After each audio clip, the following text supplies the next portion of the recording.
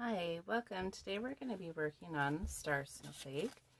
We're going to go ahead and line up the pattern with the folded coffee filter. And we're just going to go ahead and staple in this area that we're going to cut away. And then we're going to go ahead and just cut out the center. And then just cut on the edges. This is a great one for people that are just barely working on their scissor skills.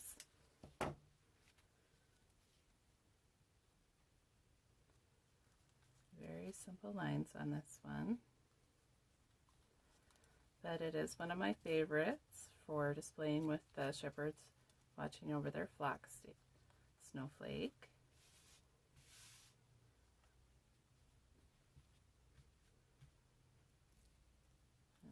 This nice little 2-in-1 star as well.